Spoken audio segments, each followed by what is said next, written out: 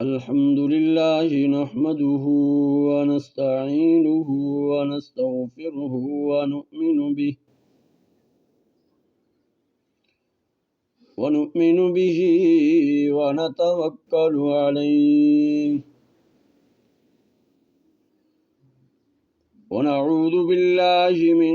شرور أنفسنا ومن سيئات أعمالنا من يهده الله فلا مضل له ومن يضلله فلا هادي له ونشهد أن سيدنا وسندنا ونبينا وشفيعنا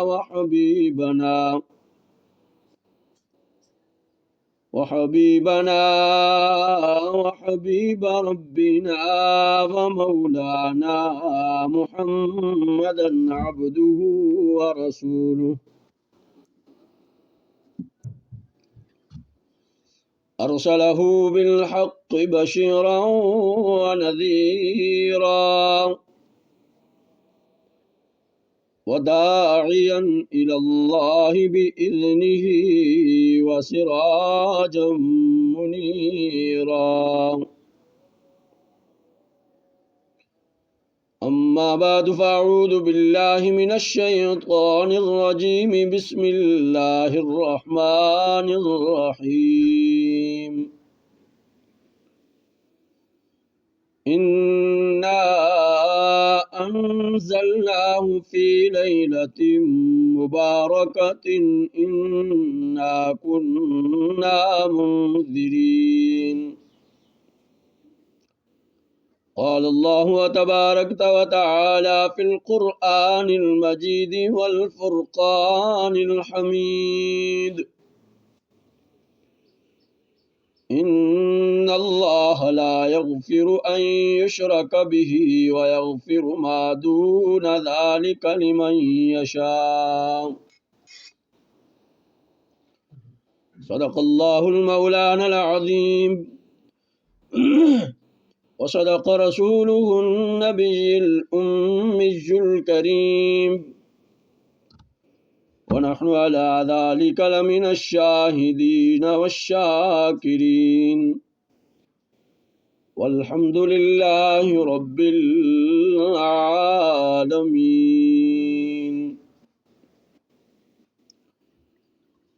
الہی عالم گلزار تیرا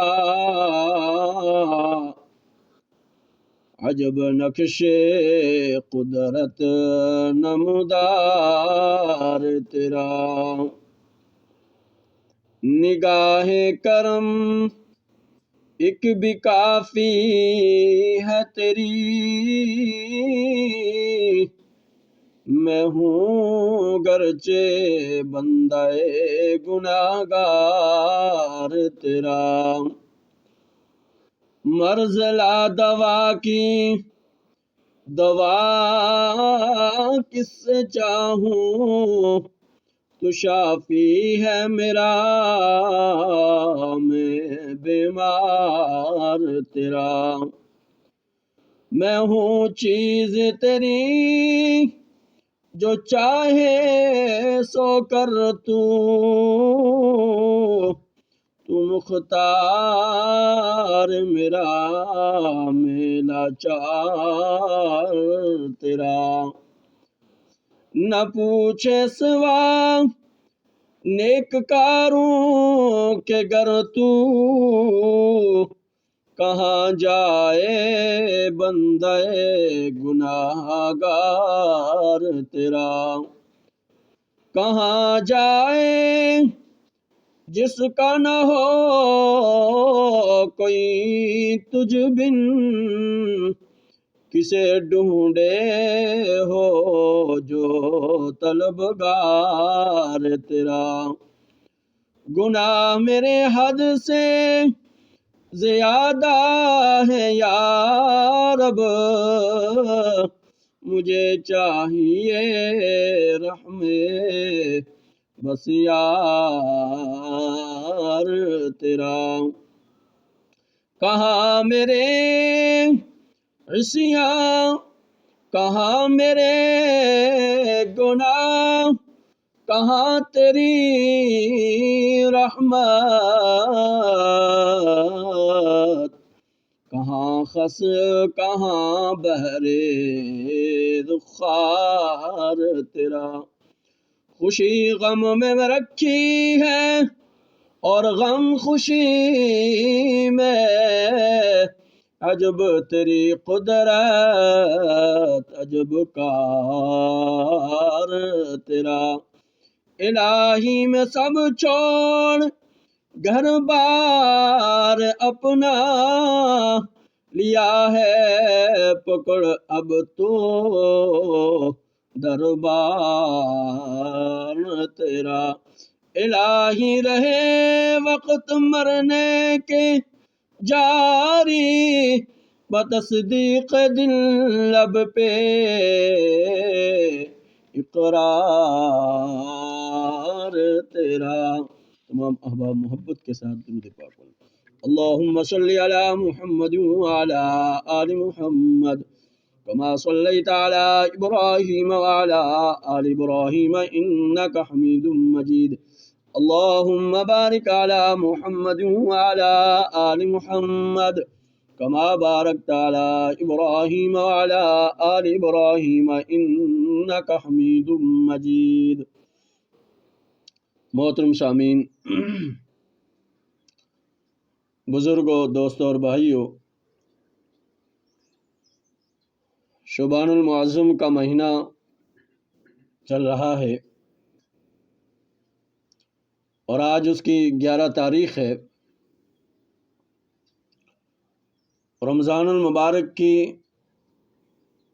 طرح یہ مہینہ بھی بڑی برکت والا ہے۔ سرکار دو عالم صلی اللہ علیہ وسلم کثرت کے ساتھ اس مہینے میں روزہ رکھا کرتے تھے۔ حضرت اماں عائشہ صدیقہ رضی اللہ تعالی عنہا فرماتی ہے کہ آپ صلی اللہ علیہ وسلم کچھ کم کر کے پورے شعبان میں روزے رکھا کرتے تھے۔ ام سلمہ رضی اللہ تعالی عنہا کی روایت ہے، وہ فرماتی ہیں کہ میں نے 2 ماہ مسلسل روزے رکھتے ہوئے کبھی بھی آپ صلی اللہ علیہ وسلم کو نہیں دیکھا سوائے شعبان اور رمضان کے، یعنی ان دونوں میں آپ صلی اللہ علیہ وسلم مسلسل روزے رکھا کرتے تھے۔ حضرت انس رضی اللہ تعالیٰ عنہ کی روایت ہے، کسی نے آپ صلی اللہ علیہ وسلم سے پوچھا کہ رمضان کے روزوں کے بعد کون سے روزے افضل ہے؟ تو آپ صلی اللہ علیہ وسلم نے فرمایا شعبان کے روزے یہ رمضان کی تعظیم کی وجہ سے افضل ہے۔ وجہ اس کی یہ ہے کہ شعبان کے روزے رمضان کے روزوں کے لیے مشق کی طرح بن جاتے ہیں اور پھر رمضان میں روزہ رکھنا آسان ہوتا ہے۔ بہرحال یہ شعبان المعظم کا مہینہ بڑی فضیلت والا مہینہ ہے، اور اس میں ایک رات ہے جس کو شب برات کہا جاتا ہے۔ یہ فضیلت والی رات ہے، عظمتوں والی رات ہے، اس لیے کہ قرآن کریم میں اللہ پاک نے ارشاد فرمایا انا انزلناہ فی لیلۃ مبارکۃ انا کنا منذرین، کہ ہم نے قرآن کریم کو اتارنے کا فیصلہ اس بابرکت رات میں کیا، پھر لوح محفوظ سے آسمان دنیا تک پورا قرآن یکبارگی لیلۃ القدر میں اتارا گیا، پھر آسمان دنیا سے آپ صلی اللہ علیہ وسلم تک تھوڑا تھوڑا 23 سال کے عرصے میں اتارا گیا، تو قرآن کریم کے اتارنے کا فیصلہ اللہ رب العزت نے اس بابرکت رات میں فرمایا۔ اور قرآن کریم ایسی بابرکت کلام ہے کہ اس کے ساتھ جس کا جتنا تعلق ہو جائے، جس طرح یہ رفعتوں والی، بلندیوں والی، عظمتوں والی کتاب ہے، جو اس کے ساتھ اپنا تعلق قائم کرے گا اور جس کا تعلق اللہ کے کلام کے ساتھ ہو جاتا ہے، جس طرح اللہ اس کو بلند مقام اور مرتبہ اللہ نے عطا کیا ہے، اسی طرح اس کے ساتھ تعلق جوڑنے والے کو بھی اللہ بلند مقام اور مرتبہ عطا فرما دیتے ہیں۔ اور احادیث میں بھی سرکار دو عالم صلی اللہ علیہ وسلم نے اس رات کے بڑے فضائل بیان فرمائے۔ ایک حدیث میں فرمایا گیا کہ اس بابرکت رات میں اللہ پاک آسمان دنیا کی طرف نزول فرماتے ہیں، اور قبیلہ بنو کلب کی بکریوں کے بالوں کی تعداد سے بھی زیادہ گناہگاروں کی، نافرمانوں کی، اللہ کے احکامات توڑنے والوں کی اللہ رب العزت مغفرت کا اعلان فرماتے ہیں۔ ویسے ہر رات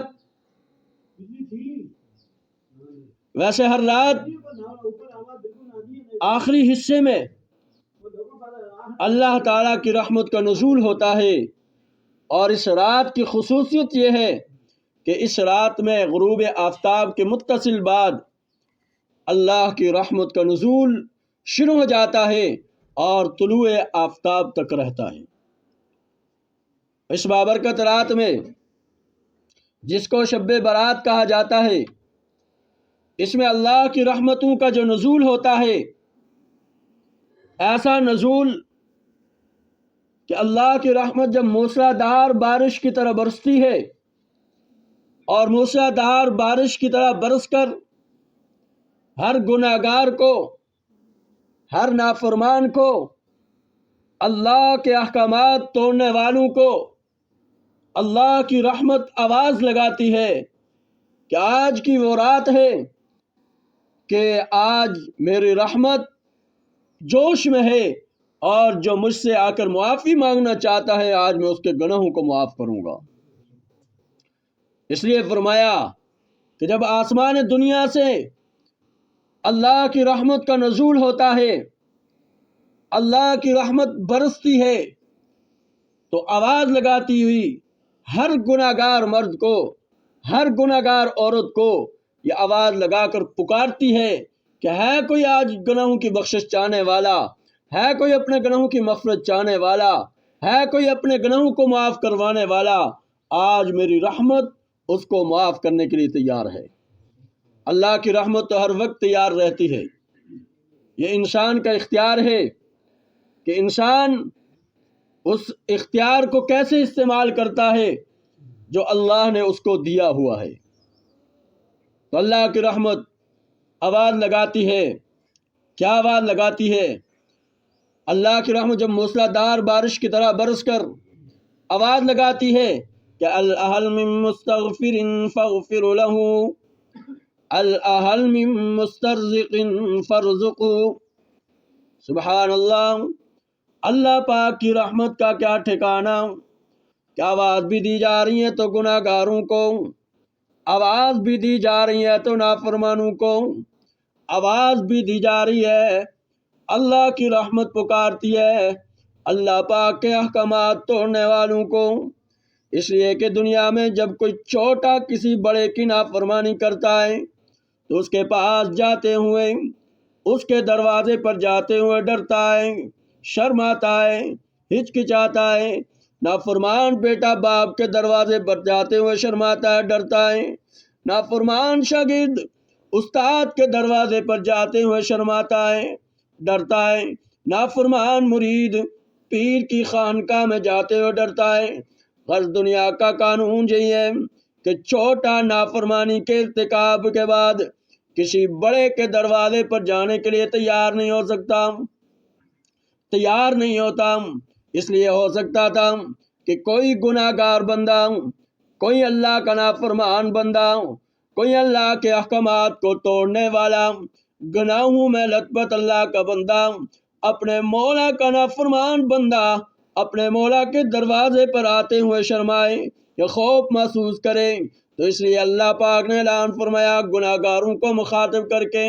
نافرمانوں کو مخاطب کر کے، جب غروب آفتاب ہوتا ہے اللہ کی رحمت کا نزول شروع ہو جاتا ہے۔ اللہ کی رحمت ہر گناہ گار مرد کو، ہر گناہ گار عورت کو پکار کر کہتی ہے اہل من مستغفر فاغفرہ، میرے بندوں میں نے کب کہا ہے میرے پاس تم صرف نیکیاں ہی نیکیاں لے کر آؤ؟ میں تو کہتا ہوں میرے پاس گناہ ہی گناہ لے کر آؤ، اتنے گناہ لے کر آؤ کہ تمہارے گناہ زمین و آسمان کی وسعتوں میں نہ سما سکیں۔ میں تمہارے گناہوں سے دگنی رحمت لے کر تمہارے انتظار میں ہوں۔ اس لیے فرمایا اللہ من مستغفر فاغفرہ، کہ ہے کوئی آج مغفرت چاہنے والا، ہے کوئی اپنے گناہوں کی بخشش کروانے والا، ہے کوئی اپنے گناہوں کو معاف کروانے والا، یہ اللہ کی رحمت موسلادھار بارش کی طرح برس کر پکارتی ہے۔ اور پھر اللہ کی رحمت ہر گناہ گار مرد کو، ہر گناہ گار عورت کو آواز لگا کر پکارتی ہیں اہل من مسترزق فرزقو، رزق کی تلاش میں در بدر ٹوکریں کھانے والے انسان، رزق کے خزانے میرے پاس ہے، تو میرے دروازے پر آ کر مجھ سے رزق کا مطالبہ کر، میں تیرا مطالبہ پورا کروں گا۔ میں اگر تمہیں رزق دینا چاہوں ساری کائنات کی طاقتیں مل کر بھی تمہارا رزق نہیں رو سکتی، اور اگر میں تمہیں رزق سے محروم کرنا چاہوں تو ساری کائنات کی طاقتیں مل کر بھی تمہیں ایک رائی کے دانے کے برابر رزق نہیں پہنچا سکتی۔ یہ اس رات میں، شب برات والی جو رات ہے، اس رات میں اللہ کی رحمت موسلادھار بارش کی طرح برس کر پکارتی ہے ہر گناہ گار کو، ہر گناہ گار مرد کو، ہر گناہ گار عورت کو، ہر نافرمان مرد کو، ہر نافرمان عورت کو، ہر نافرمان اور اللہ کے احکامات توڑنے والے انسان مرد ہے عورت ہے، ہر ایک کو پکار کر کہتی ہے کوئی اپنے گناہوں کی بخشش کروانے والا، ہے کوئی اپنے گناہوں کی مغفرت کروانے والا، ہے کوئی آج میری رحمت کی طرف، میری رحمت اس کی طرف متوجہ ہے، اپنے گناہوں کی معافی کروانے والا، آج میری رحمت اس کے گناہوں کو معاف کرے گی۔ جتنے گناہ لے کر آئے آج میری رحمت اس کے گناہوں کو معاف کرے گی۔ اس لیے میرے محترم دوستو، جس طرح یہ رات بابرکت رات ہے، عظمتوں والی رات ہے، رفعتوں اور بلندیوں والی رات ہے، اس میں اللہ کی رحمت موسلادھار بارش کی طرح برس کر ہر گناہ گار مرد اور عورت کو پکارتی ہے، اور اللہ کی رحمت ہر مرد ہر عورت کی طرف متوجہ ہوتی ہے، چاہے وہ گناہ گار ہے، نافرمان ہے، اللہ کے حکموں کو توڑنے والا ہے، ہر ایک کو متوجہ کر کر پکارتی ہے۔ لیکن فرمایا کہ جس طرح اللہ کی رحمت اس رات میں موسلادھار کی طرح بارش کی طرح برستی ہے، رحمت کی اس بارش میں بھی چند اشخاص ایسے ہیں، چند شخص ایسے ہیں، چند لوگ ایسے ہیں کہ جن کی مغفرت اللہ اس بابرکت رات میں بھی نہیں فرماتے، اس شب برات میں بھی نہیں فرماتے۔ اور فرمایا کہ کوئی بھی رات ہو، شب لیلۃ القدر کی رات ہو، یا رمضان المبارک کی آخری رات ہو، عید کی رات ہو، عید الاضحیٰ کی رات ہو، کوئی بھی بابرکت رات ہو، اللہ رب العزت ان لوگوں کی مغفرت اور بخشش نہیں فرماتے کہ جو ان گناہوں کے اندر مبتلا ہے، ان نافرمانیوں کے اندر مبتلا ہے۔ اور فرمایا سرکار دو عالم صلی اللہ علیہ وسلم نے کہ اس بابرکت رات میں چند شخص ایسے ہیں کہ جن کی مغفرت اللہ رب العزت نہیں فرماتے۔ ان میں سے ایک سب سے پہلا شخص کہ جس کے بارے میں فرمایا کہ اس کی مغفرت اللہ اس بابرکت رات میں بھی نہیں فرماتے، وہ مشرک، یعنی جو شخص اللہ تعالیٰ کی ذات اور صفات میں اللہ تعالیٰ کی مخلوق کو شریک کرے، فرمایا اس بدبخت کی مغفرت اس بابرکت رات میں بھی نہیں ہوتی۔ جب تک اس گناہ کو چھوڑ نہ دے، اس گناہ سے توبہ نہ کر لے، اس وقت تک اللہ رب العزت اس کی مغفرت نہیں فرماتی۔ اب شرک ہے کیا؟ شرک کی تعریف اور شرک کا معنی ہمیں سمجھ لینا چاہیے۔ شرک کہتے کس کو ہے؟ اور فرمایا کہ شرک خدا کا حق مخلوق کو دینا، یہ شرک ہے۔ یعنی جو خدا کا حق ہے، رب العالمین کا حق ہے، اس حق کو مخلوق کے لیے ثابت کرنا، یا مخلوق کو اس کے ساتھ شریک ٹھہرانا، فرمایا کہ یہ شرک ہے۔ بیٹا بیٹی دینا یہ اللہ کا حق ہے، زندگی موت دینا یہ اللہ کا حق ہے، اور آبادی بربادی یہ کس کا حق ہے؟ اللہ کا۔ رزق دینا نہ دینا اللہ کا حق ہے، نفع اور نقصان دینا، عزت اور ذلت دینا، یہ ساری چیزیں، یہ سارے حقوق اللہ کے ہیں۔ مالک ہونے کا حق اللہ کا ہے۔ اس لیے فرمایا کہ اللہ کے یہ حقوق اگر کسی انسان کو دیے جائے تو یہ اس کو شرک کہا جاتا ہے۔ اور اللہ رب العزت نے قرآن کریم کے اندر واضح طور پر فرما دیا کہ میں سارے گناہوں کو معاف کر دوں گا، ساری برائیوں کو معاف کر دوں گا، لیکن جو اپنے نامہ اعمال میں شرک لے کر آئے گا میں اس کے اس جرم کو کبھی معاف نہیں کروں گا۔ قرآن کریم کی واضح آیات موجود ہے۔ فرمایا اعوذ باللہ من الشیطان الرجیم، ان اللہ لا یغفر ان یشرک بہ ویغفر ما دون ذلک لمن یشاء۔ رب العالمین کا اٹل فیصلہ ہے کہ جس کو چاہوں بخش دوں گا، جس کو جتنے گناہ لے کر آئے میں سارے گناہوں کو معاف کر دوں گا، لیکن جو شرک لے کر آئے گا میں اس کے اس گناہ کو معاف نہیں کروں گا۔ اور دوسرے مقام پر فرمایا انہ من یشرک باللہ فقد حرم اللہ علیہ الجنہ، جس نے میری ذات اور صفات میں کسی انسان کو شریک کیا اس پر جنت حرام کر دی گئی۔ اور ایک اور مقام پر رب العالمین نے فرمایا لئن اشرکت لیحبطن عملک، مشرک کو کہہ دو جتنی تو نمازیں پڑھے، جتنی نمازیں لے کر آئے، جتنے روزے لے کر آئے، جتنے اعمال لے کر آئے، اگر تو نامہ اعمال میں نمازیں بھی لے کر آئے گا اور نامہ اعمال میں صدقہ و خیرات بھی لے کر آئے گا، یہ ساری چیزیں لے کر آؤ، لیکن اگر تمہارے نامہ اعمال میں شرک مل گیا تو یہ سارے اعمال ضائع ہو جائیں گے، یہ سارے اعمال ختم ہو جائیں گے۔ اس لیے فرمایا کہ لئن اشرکت لیحبطن عملک، مشرک کو کہہ دو جتنی تو نمازیں پڑھے، جتنے روزے رکھے، جتنے صدقہ و خیرات کرے، اگر شرک کرے گا تو شرک کرنے کی وجہ سے اللہ تیرے سارے اعمال کو برباد کر دے گا، سارے اعمال ضائع ہو جائیں گے۔ اور ایک اور مقام پر فرمایا وَلَا يَدْخُلُونَ الْجَنَّةَ حَتَّى يَلِجَ الْجَمَلُ فِي سَمِّ الْخِيَاطِ، مشرک اس وقت تک جنت میں داخل نہیں ہو سکتا جب تک اونٹ سوئی کے ناک کے سوراخ میں داخل نہ ہو جائے، اور سوئی کے ناک کے سوراخ میں اونٹ کا داخل ہونا محال ہے، بالکل اسی طرح مشرک کا جنت میں داخل ہونا محال ہے۔ حضرت مولانا احمد علی لاہوری رحمۃ اللہ علیہ بہت بڑے اللہ کے ولی گزرے، وہ فرمایا کرتے تھے کہ ایک آدمی کے پاس نمازوں کے، روزوں کے، حجوں کے، زکوٰۃ و صدقہ و خیرات کے انبار ہوں، تلاوت قرآن اور ذکر اللہ کے پہاڑ ہوں، مگر اس کے دل میں رائی دانے کے برابر بھی شرک ہوگا، بغیر توبہ کے اگر وہ مر گیا تو یہ شخص جنت کی خوشبو بھی نہیں سونگھ سکتا، یعنی جنت کی خوشبو بھی نہیں سونگھ سکتا۔ تو جنت کی خوشبو تو 500 سال کی مسافت سے بھی آتی ہے۔ اور ایسے آدمی کے متعلق اللہ پاک نے اعلان فرما دیا فَلَا نُقِيمُ لَهُمْ يَوْمَ الْقِيَامَةِ وَزْنًا، ہم قیامت کے میدان میں ان کے اعمال کا وزن ہی نہیں کریں گے، یعنی جو شرک لے کر آئے گا ہم اس کے نامہ اعمال کا قیامت کے دن وزن ہی نہیں کریں گے۔ یہ اتنا بڑا جرم ہے۔ فرمایا یہ پہلا جرم ہے کہ جس کی وجہ سے اللہ اس شب برات کی رات میں بھی مغفرت نہیں فرماتے۔ اور حضور علیہ الصلوۃ والسلام ایک حدیث میں حضور علیہ الصلوۃ والسلام فرماتے ہیں کہ قیامت کے دن شفاعت کروں گا میں، محمد اس کی شفاعت کروں گا جو خدا سے شرک نہیں کرے گا، جو خدا کی ذات اور صفات میں شریک نہیں ٹھہرائے گا، میں اس کی سفارش کروں گا، اور جو خدا کے ساتھ عقیدے میں شرک کرے گا میں مصطفیٰ بھی اس کی سفارش نہیں کروں گا۔ نوح علیہ الصلوۃ والسلام اپنے بیٹے کے لیے سفارش کرنے لگے، ان کا بیٹا مشرک تھا۔ نوح علیہ الصلوۃ والسلام نے اللہ سے کہا اے اللہ یہ میرا بیٹا ہے۔ اللہ نے فرمایا خاموش ہو جاؤ، میں نے تو اس مشرک کو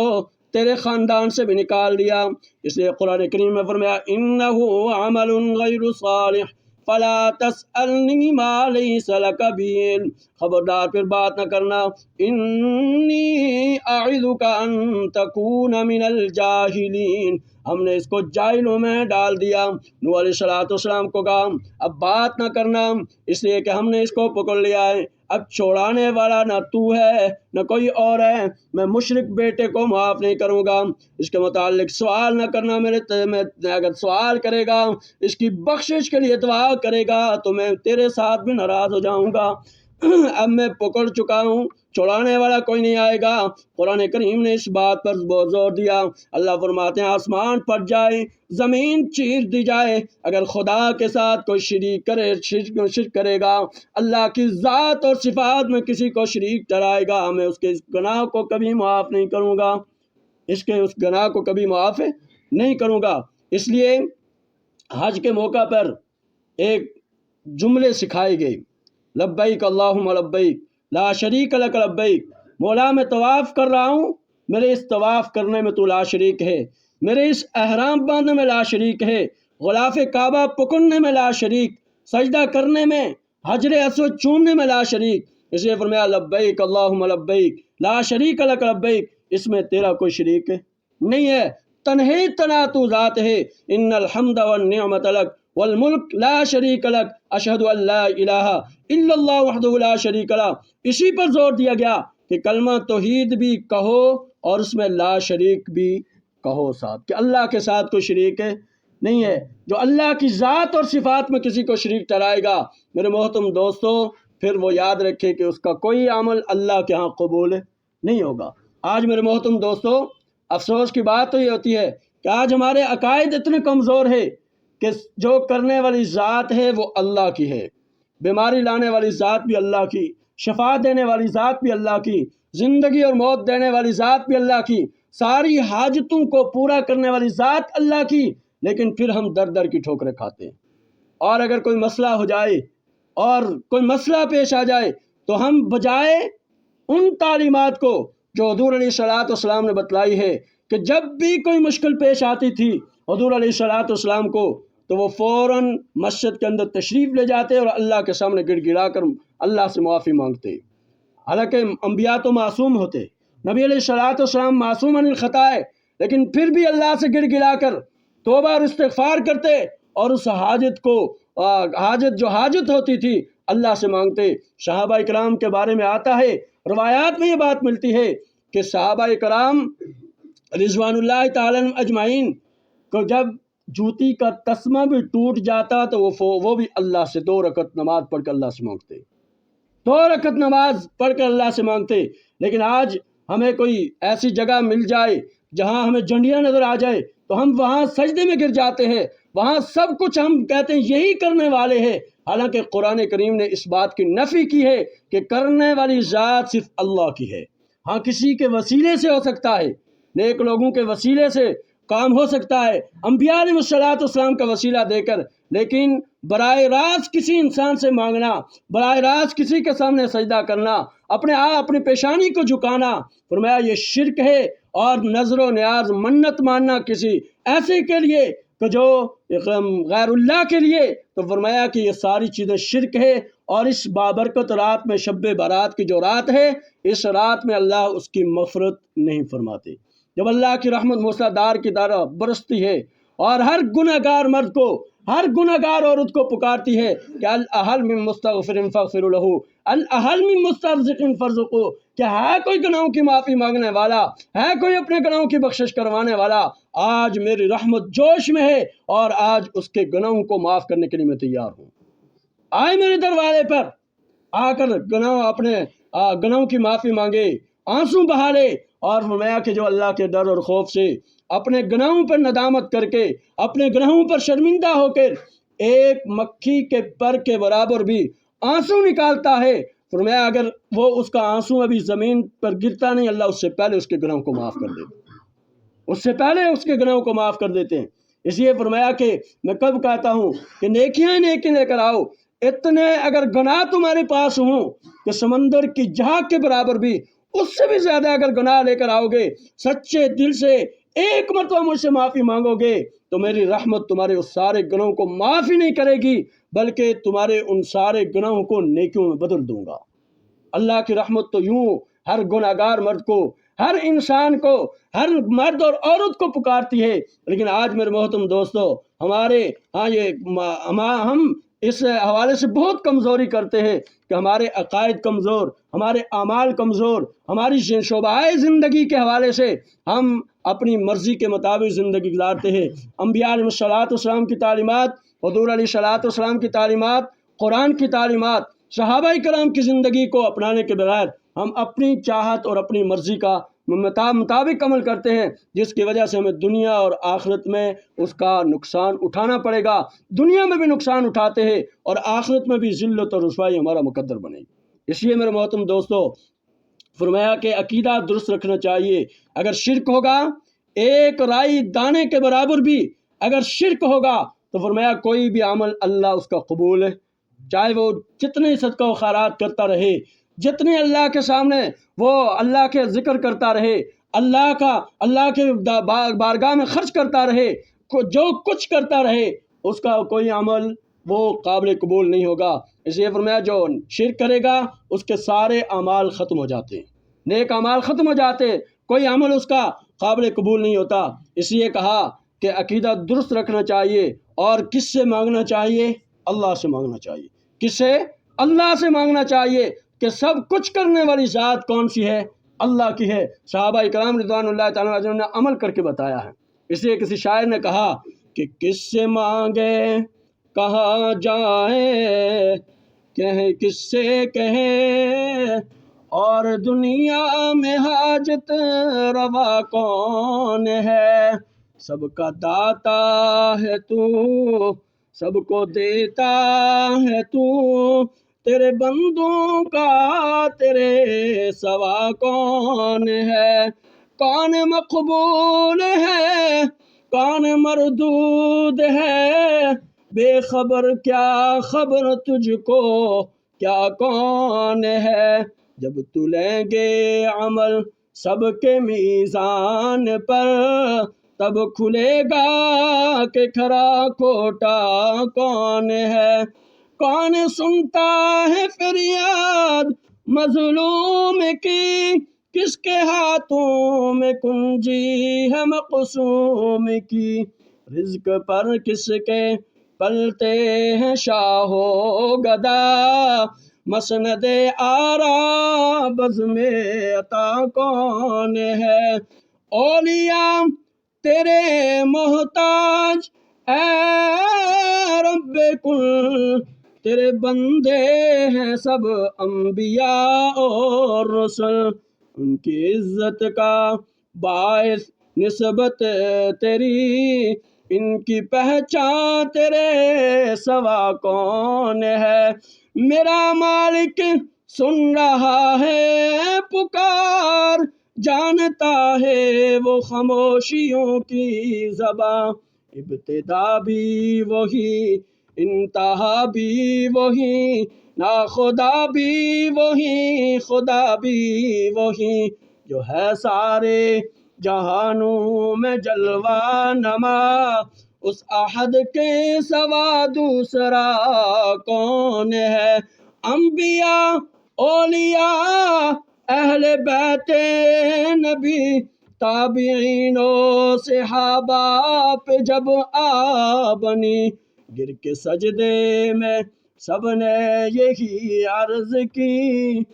تو نہیں تو مشکل کشا کون ہے؟ اس لیے حاجت روا مشکل کشا ذات کون سی ہے؟ اللہ کی ہے۔ فرمایا جو اللہ کی ذات اور صفات میں کسی کو شریک ٹھہرائے گا تو اللہ اس بابرکت شب برات کی اس رات میں اس کی مغفرت نہیں فرمائیں گے۔ اور دوسرا، جو حسد کرے گا، بغض رکھے گا، کینہ رکھے گا، قطع تعلقی کرے گا، فرمایا اللہ اس بابرکت رات میں اس کی مغفرت بھی نہیں فرماتے۔ متکبر،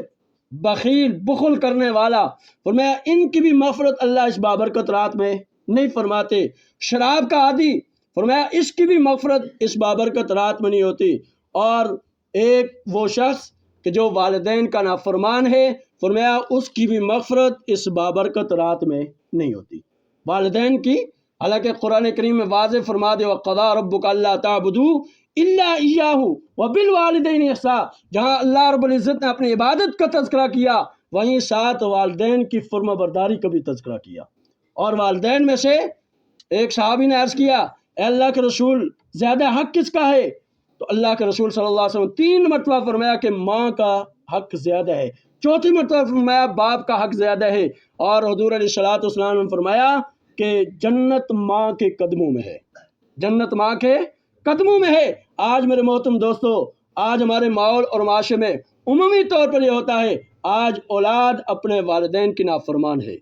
اولاد والدین کو دکھ پہنچاتی ہے، اور اس دکھ کی وجہ سے ایک صحابی رسول کا واقعہ کئی مرتبہ یہاں میں نے سنایا ہے کہ آخری وقت ہے، آخری لمحات ہے، حضور علیہ الصلوۃ والسلام بھی تشریف فرما ہے، کلمے کی تلقین کی جا رہی ہے، لیکن کلمہ زبان سے جاری نہیں ہو رہا۔ پوچھا گیا، کہا اللہ کے رسول ان کی والدہ زندہ ہے، بہت بوڑھی ہے، بلایا گیا، کہا کہ اس کو معاف کرو، کہا نہیں معاف کرتی۔ حضور علیہ الصلوۃ والسلام نے فرمایا، صحابہ اکرام کو عرض کیا کہ آپ لکڑیاں اکٹھی کر کے لائیں اور تاکہ میں اس کو جلا دوں۔ ماں نے پوچھا کیا کرنا ہے؟ اللہ کے رسول صلی اللہ علیہ وسلم نے فرمایا کہ اگر تو معاف نہیں کرے گی میں اس کو زندہ تیرے سامنے جلاؤں گا۔ ماں ہوتی ہے، ماں نے فوراً کہا اللہ کے رسول آپ گواہ رہے، میں نے اس کو معاف کر دیا،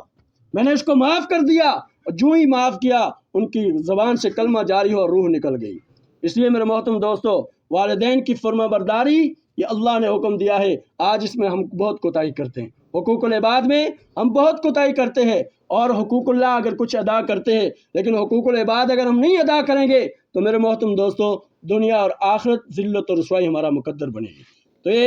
تو یہ فرمایا کہ ان لوگوں کی مغفرت مشرک کی مغفرت نہیں ہوتی، کینہ رکھنے والے کی مغفرت نہیں ہوتی، اور بغض اور حسد، تکبر اور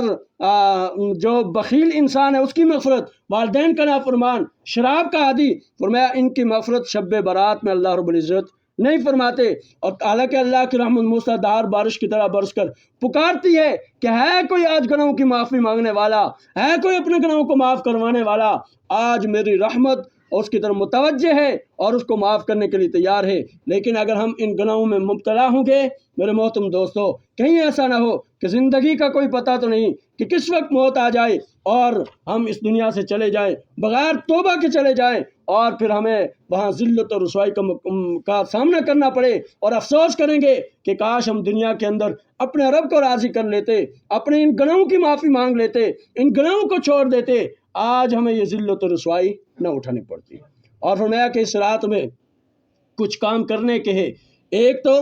اس رات میں پہلا کام یہ ہے قوموا لیلہا، کہ اس رات میں اللہ کی عبادت کرنی ہے، اللہ کی عبادت کرنی ہے۔ تو اس رات کو لیلۃ الرضوان بھی کہا جاتا ہے، لیلۃ المبارکہ بھی کہا جاتا ہے۔ تکلیف یہ اٹھ کے تھوڑی ادھر اس سائڈ پہ آ جائیں تاکہ ادھر سے آنے والوں کے لیے آسانی، جزاک اللہ، اٹھ تھوڑی تکلیف ہو اور اٹھیں، یہ پچھلی صف تاکہ ساری ادھر اس سائڈ پہ جائیں، بجلی نہیں۔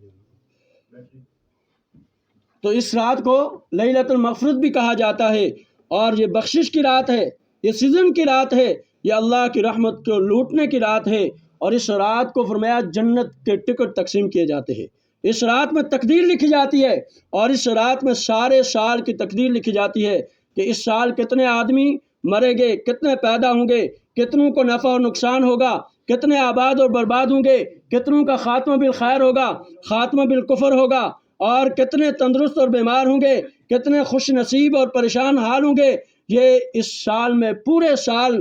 سال کے تقدیر ایک رات میں لکھی جاتی ہے۔ یہ تو جاننے والی ذات اللہ کی ہے، ہمیں کل کا بھی پتہ نہیں۔ فرمایا اس رات میں تقدیر لکھی جاتی ہے، اور فرمایا اس رات کو ایسے گزارو گے کہ جس طرح حضور علیہ الصلوۃ والسلام نے بتلایا ہے کہ تو اللہ کی رحمت تمہاری طرف متوجہ ہوگی، اور سارا سال تمہارے لیے جو تقدیر لکھی جائے گی تمہارے امنامہ اعمال میں وہ بلائی ہی بلائی لکھی جائے گی۔ اور اس رات کو فرمایا ساری رات اللہ کی عبادت میں توبہ اور استغفار میں گزارنا چاہیے۔ جس طرح اس رات کو گزارو گے فرمایا سارا سال تمہارا اسی حالت میں گزرے گا، اور جس طرح اس رات کو گزارو گے سارا سال فرمایا کہ تمہارے نامہ اعمال میں رحمت ہی رحمت، مغفرت ہی مغفرت لکھی جائے گی۔ اور یہ رات فرمایا جاگنے کی رات ہے اور اللہ کی عبادت کی رات ہے۔ اس رات میں اللہ کی عبادت کرنی ہے، اور